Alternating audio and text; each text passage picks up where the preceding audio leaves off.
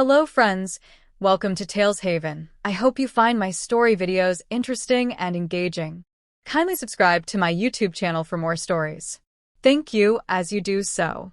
Sit back, relax as we dive into story. Ethan Carter had it all, at least on paper. He was just 34 years old and already the founder of one of the most successful tech startups in the country. His company, Loopframe, had started as a tiny app in his college dorm room. Now, it was worth over $800 million and used by millions of people every day. Ethan lived in a beautiful lakefront house on the edge of Seattle. It had 5 bedrooms, tall glass windows, a private dock, and a quiet view of the water that shimmered at sunset. Inside were shelves filled with books, simple furniture, and a large picture of a dog hanging above the fireplace. That dog was Max, a golden retriever Ethan had adopted 6 years ago, right after his parents passed away.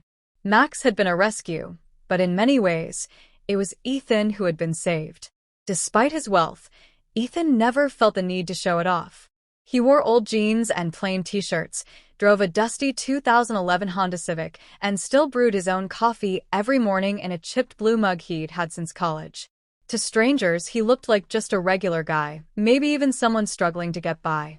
And that's exactly how he liked it. But there was one thing Ethan hadn't been able to figure out: love. Every time he dated someone, he couldn't shake the feeling that they were more interested in his success than in him. Fancy dinners, expensive gifts, the usual questions. What do you do? Where do you live? Is that your car out front? It became a pattern. The moment they found out he was rich, something changed. Smiles got wider. Texts got more frequent. Suddenly, they wanted to take trips, attend galas, and show off their perfect catch on social media. But Ethan didn't want to be someone's trophy. He wanted to be loved for who he was when the money didn't matter. When he was just Ethan. One evening, over coffee with his close friend Lisa, Ethan finally spoke up.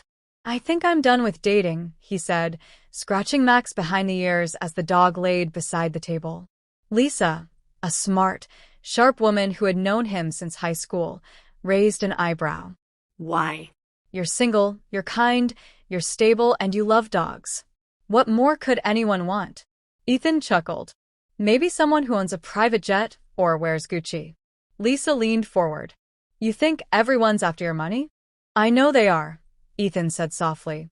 "It's like, the moment they find out, they treat me differently. They stop seeing me." Lisa took a sip of her tea and thought for a moment. "Then don't let them find out," she said. "Let's do something different. I'll set you up on blind dates. You show up as yourself, no name drops, no fancy clothes, no business talk. Just be the guy you are when we hang out." Ethan hesitated. "You think that'll work?" Lisa smiled. "You said you wanted someone who sees you. Let's find out who's really looking." And just like that, Ethan agreed. They made a few rules. No mention of his company or wealth. No designer clothes, watches, or expensive shoes. He'd drive his old Civic and wear whatever he wanted. Lisa would handle the setups, first names only. "If someone walks out because you're not wearing a Rolex," Lisa said, "then they don't deserve a second date." Ethan nodded. He felt nervous but also hopeful. That night, he walked Max along the lake as the sun dipped behind the hills. The sky turned gold, and a light breeze danced through the trees. For the first time in a long while, Ethan felt something he hadn't felt in years. Excitement. Lisa texted him later that night. Date number 1. Friday. 6 p.m. Cafe Mila. Her name's Jessica. Good luck, Ethan. Ethan looked at the message, then down at Max. "You ready for this, boy?" he asked, scratching the dog's head. Max wagged his tail. And so, the journey began, not just to find love, but to find someone who could see the heart behind the simple clothes, the tired eyes, and the quiet smile of a billionaire who just wanted something real. Little did he know, the road ahead would test his patience, bruise his heart, and finally, lead him somewhere beautiful. Friday arrived faster than Ethan expected. By 5:30 p.m., he stood in front of the mirror, adjusting the collar of his clean but plain gray polo shirt. His jeans were neatly ironed, and his old sneakers had been scrubbed the night before. He looked casual. maybe even underdressed. But that was the point. He left the house without any cologne or fancy watch, just his phone, his wallet, and a nervous heart. Max gave a short bark as if to say, "You got this." Ethan gave the dog a small salute and walked out. Café Mila was a small, artsy spot in the city with hanging lights and cozy booths. Lisa had picked it for its relaxed atmosphere. Ethan arrived 10 minutes early and chose a table by the window. He ordered a black coffee and waited, tapping his fingers against the cup. At exactly 6 p.m., Jessica walked in. She was tall, dressed in a sharp red blazer, and carried a designer purse that probably cost more than Ethan's monthly groceries. Her heels clicked as she scanned the room, and then landed on him. Her smile was polite, but as she walked over and saw his outfit, Ethan noticed a flicker in her eyes. It was quick, but it was there. Disappointment. "Hi," she said, sitting down. "You're Ethan?" Yep. "Nice to meet you, Jessica." She nodded, glanced at his cup, and reached for the menu. The small talk was fine at first, weather, traffic, weekend plans. But 10 minutes in, she pulled out her phone and began texting while Ethan answered a question about his hobbies. She didn't order anything. She didn't ask him much. And after exactly 23 minutes, she smiled and said, "Well, this was nice. I should go. I have an early morning." And just like that, she was gone.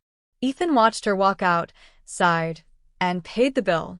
As he left the cafe, he whispered to himself, "Okay, one down." The next week, Lisa set him up with Rachel, a lifestyle influencer with over 100,000 Instagram followers. They met at a vegan restaurant downtown. Rachel arrived wearing oversized sunglasses and greeted him with a quick hug. "Sorry, I'm like 5 minutes late." "I was finishing a story post," she said, holding up her phone with a perfect selfie. Ethan smiled kindly. "No problem." They sat down and ordered, but the conversation never left the surface. Rachel talked about her upcoming trip to Bali, her skincare routine, and how hard it was to find someone who got her lifestyle. Ethan tried to connect. He complimented her creativity, asked about her goals, but every answer came with a selfie, a giggle, and a new post. When he asked if she ever got tired of always being online, she tilted her head and asked, "Wait, you're not on Instagram?" "No, not really," he said. Rachel blinked, gave a soft laugh, and said, "Wow, that's kind of weird." After dinner, she thanked him for the meal, snapped a photo of her dessert, and walked away before he could say anything else. The third date was Melissa, a real estate agent who immediately asked what car he drove. "The Civic out front," Ethan said with a small shrug. Melissa paused. Oh. "That one? I thought it was the waiters." She spent most of the date talking about beachfront properties and how ambition always shows. The fourth date, Tina, was sweet at first. She had a nice laugh and loved dogs. But when she found out Ethan worked in tech and lived alone, she tilted her head. "No offense," she said, "but at your age, shouldn't you be doing a little better?" He almost laughed. The fifth and sixth dates, Chloe and Amira, left before the drinks even arrived. One got a call from her sister. The other said she didn't feel a spark and didn't want to waste anyone's time. The seventh date, Dana, stayed for an hour, which gave Ethan a bit of hope. But when the check came, she made a joke about how a real man usually pays for everything without asking. Ethan smiled and paid, but something inside him went quiet. Dana never called back. After the seventh date, Ethan sat in his car in the parking lot for almost 10 minutes. He didn't start the engine. He didn't scroll his phone. He just sat. He wasn't angry. Not really. He didn't even blame them. In a world where people looked for signs of success in shoes, cars, or social media profiles, maybe he just didn't fit in. But it still hurt. He drove home slowly. The sky was dark by the time he pulled into the driveway. Max was waiting at the door, tail wagging, eyes bright. "Hey, buddy," Ethan whispered, kneeling down to rub the dog's head. Max leaned in, silent and warm, and Ethan closed his eyes. "I think I'm losing hope, pal. Maybe I was wrong about this whole idea." He sat on the floor beside Max, the house quiet except for the soft hum of the fridge and the ticking clock on the wall. 7 dates. 7 goodbyes. And still, no one had seen him. That night, Ethan lay in bed staring at the ceiling when his phone buzzed. It was Lisa. Date number 8. Her name's Sarah. Sunday at 4 p.m. at Ridgeview Park. She likes nature. Dress however you want. Just be you. Ethan read the message twice. He didn't feel excited this time. More cautious. More tired. But still something inside him said go. He looked over at Max curled up on the rug and whispered, "All right, one more." Sunday came with a sky full of soft gray clouds and a cool breeze brushing through the trees. Ridgeview Park was quiet. A few families sat on picnic blankets. Children ran near the fountain. The scent of grass and fresh earth lingered in the air. Birds chirped in the distance, as if singing something hopeful. Ethan arrived 10 minutes early, wearing a navy hoodie, clean jeans, and his favorite sneakers. His hair was slightly messy from the wind. He brought Max this time, figuring that if this one didn't work out either, at least he'd enjoy the walk. He stood under a large oak tree near the entrance and checked his phone. 3:57 p.m. He rubbed Max's head and whispered, "Let's give this one a chance, huh?" Then he looked up and saw her. Sarah Thompson was walking toward him, wearing a long green cardigan, jeans, and sneakers. Her hair was tied back in a loose ponytail, and a small notebook peeked out from her shoulder bag. She wasn't rushing. She walked with a kind of calm that felt rare. As she got closer, she spotted Max first. "Oh my gosh," she smiled. "Is this your dog?" Ethan smiled back. "Yeah, this is Max. He's excited to meet you." Sarah crouched down, scratched Max gently behind the ears, and laughed when he leaned against her like they'd known each other forever. "He's got good taste in people," she said, standing up. "I'm Sarah." "Ethan," he replied, offering a small handshake. "No awkward hug," she teased. He laughed. "Not unless you want one." Nah. "Maybe after a few walks," she said with a wink. They started walking slowly through the park, letting Max lead the way. For the first time in all his dates, Ethan felt relaxed. Sarah didn't ask about his job. She didn't look at her phone. She wasn't in a rush. Instead, she asked something unexpected. "What's the last thing that made you cry?" Ethan blinked. Wow. "We're starting strong." Sarah smiled. "I'm a preschool teacher. I don't do small talk very well." He thought for a moment. "I cried last year. My dog, Max, got really sick. They thought it was cancer. I stayed up with him for 3 nights straight. Didn't even sleep. He pulled through, but I cried like a kid when the vet said he'd be okay." Sarah's face softened. "That's not silly. That's beautiful." Ethan looked over at her. "Okay, your turn." She chuckled. Easy. "My students surprised me with a birthday song last week. One of them made me a card that said, 'You're my best grown-up friend.' I cried in the middle of snack time." They both laughed. As they walked farther, they talked about everything: favorite books, movies that made them feel too much, childhood memories, and embarrassing stories. Ethan noticed how Sarah listened, not just politely. Deeply. She didn't interrupt. She didn't try to impress. She just saw him. At one point, Max chased after a squirrel, and they both ran to catch him, laughing breathlessly when he finally gave up and flopped onto the grass. They sat down on a bench afterward, catching their breath. Sarah looked at Ethan for a moment and said, "You're different." Ethan raised an eyebrow. "Different how?" "You're not trying to be someone. You just are. That's refreshing." He smiled, unsure of what to say. No one had ever said that to him before. And she meant it. He could feel it. A few minutes later, Ethan noticed Sarah looking off toward a small hill. There was a quiet area where kids were flying kites. "You want to sit up there?" she asked. "Sure." They walked up and sat in the grass. A little boy nearby struggled with a red kite that kept crashing into the ground. Ethan watched silently as the boy's face crumpled in frustration. Then, without saying a word, Sarah got up, walked over, and crouched beside the boy.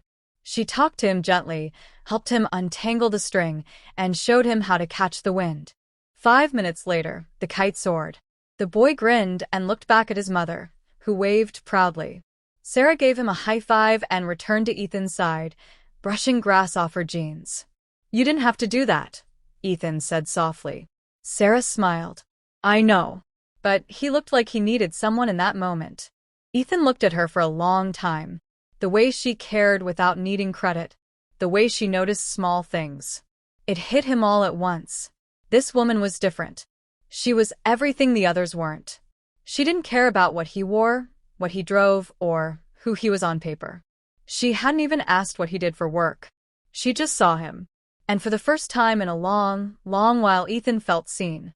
As the sky began to dim and the wind picked up, Ethan offered to walk her back to the entrance.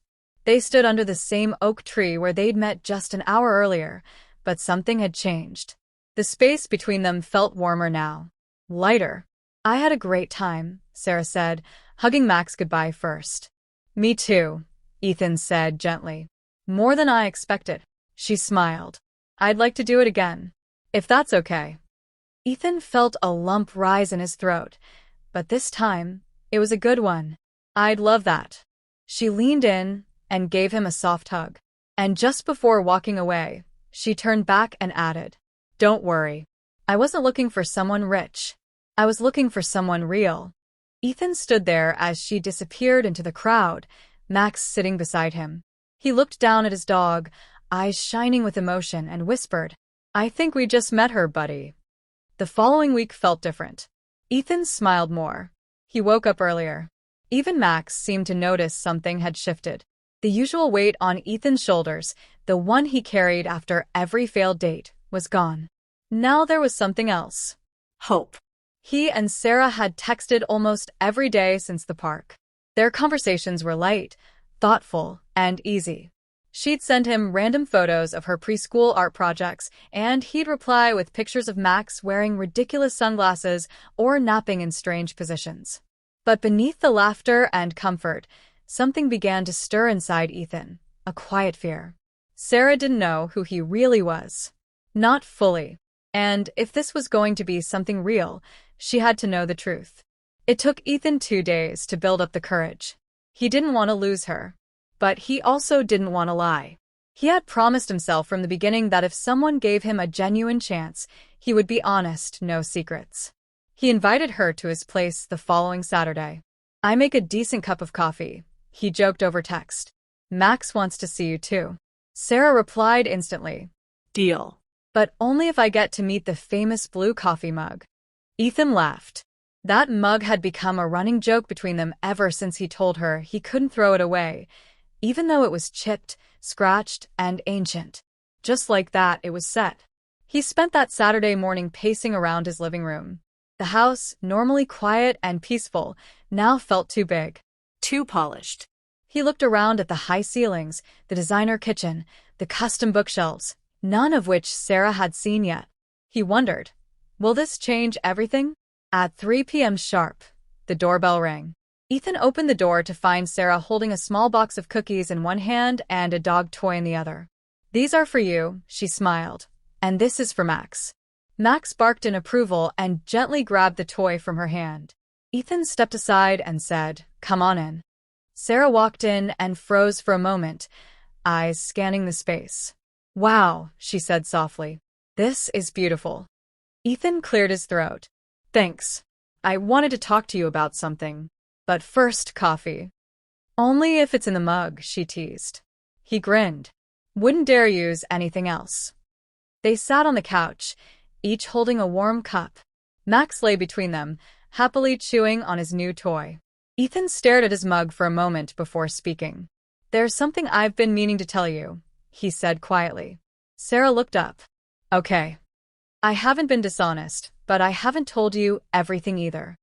Her smile faded, replaced by calm curiosity. "I know," she said gently. "Take your time." Ethan took a deep breath. "The truth is, I own a company. A tech company. It started small, but it grew fast. I'm not struggling. I'm well off." Sarah's expression didn't change. She waited.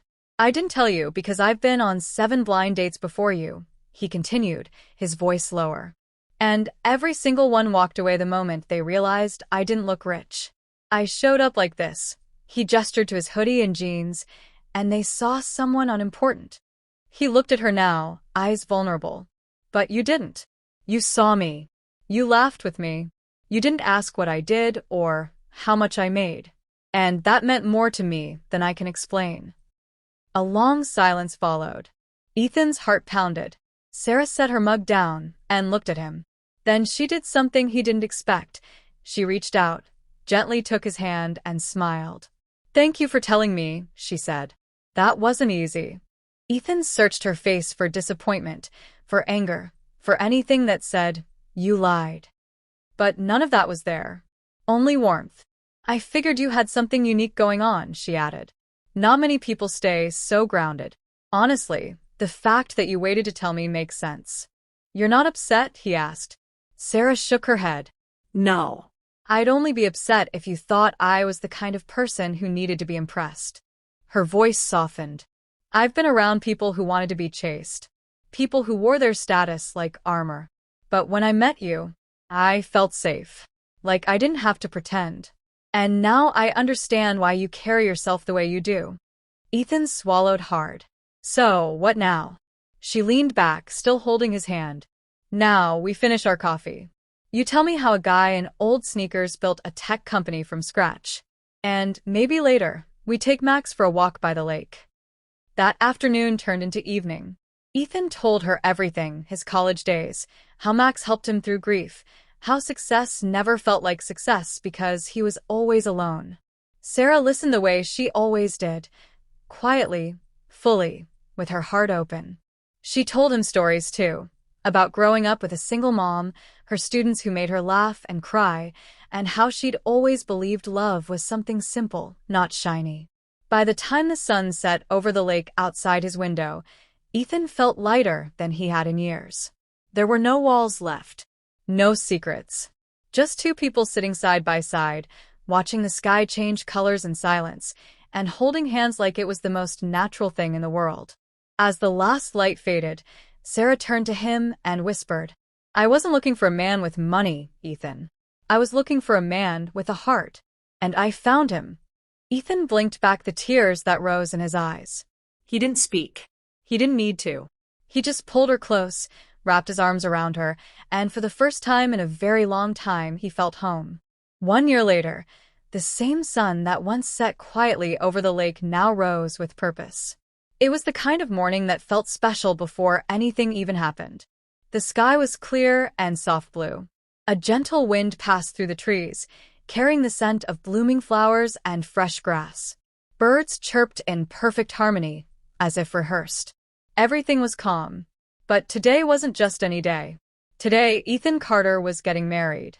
They had chosen the lake behind Ethan's house, the same lake where Max had chased ducks, where Sarah had laughed during long evening walks, and where two people once sat in silence and realized they had found something rare. The ceremony was small, just close friends and family.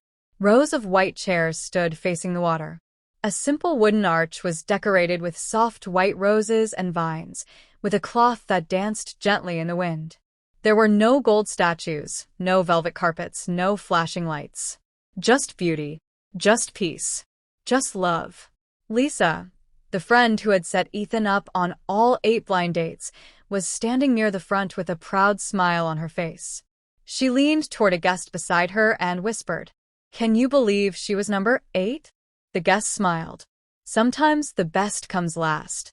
Ethan stood near the arch, dressed in a classic black suit, but still wearing his favorite sneakers, the ones Sarah had joked about 100 times and loved all the same. His hands were steady, but his heart was racing. He looked out at the lake, then down at Max, who was lying calmly by his feet with a little bow tie around his neck. "You ready, buddy?" Ethan whispered. Max wagged his tail once. The music started, a soft piano tune Ethan had chosen himself. And just then every guest turned. There she was. Sarah walked slowly down the aisle, her arm linked with her mother's.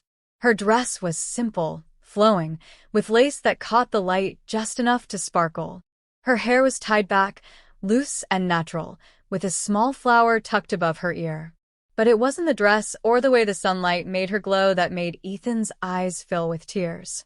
It was the way she looked at him, like nothing else in the world mattered. Like this wasn't the beginning of something new, but the continuation of something already whole.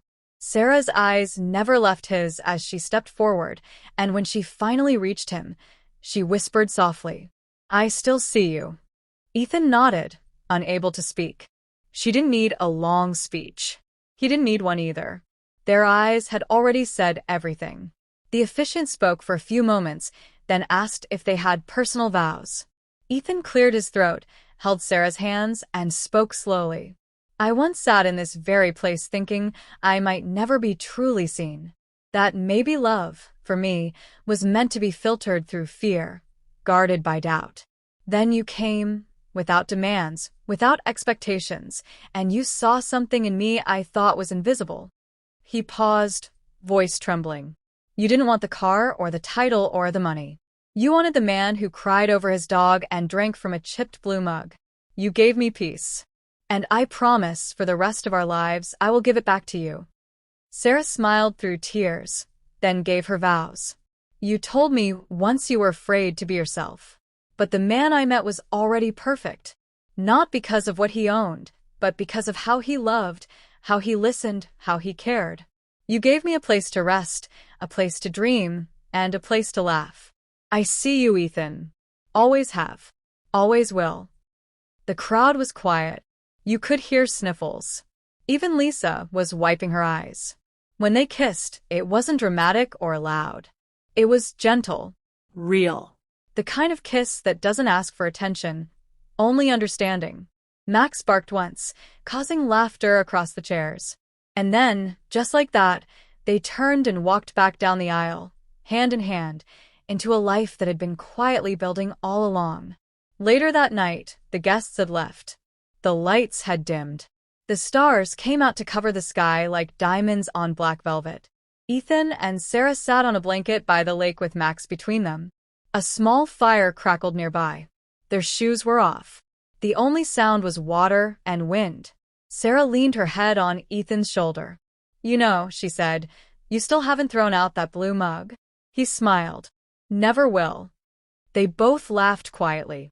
Then Sarah looked up at the stars. "How strange, isn't it? That you had to go through 7 wrong people to find the right one." Ethan nodded slowly. "It wasn't strange. It was worth it." He turned to her, kissed her forehead, and whispered the words he'd held in his heart since that very first day. "Thank you for seeing me." And they both lived happily ever after. That brings us to the end of this video. If you find this story worth watching, kindly subscribe to my YouTube channel for more interesting stories. Like and share this video to your friends and loved ones. You can also comment what you feel about the story under the comment section. Your support and engagement encourage me to post more videos. Thanks for watching.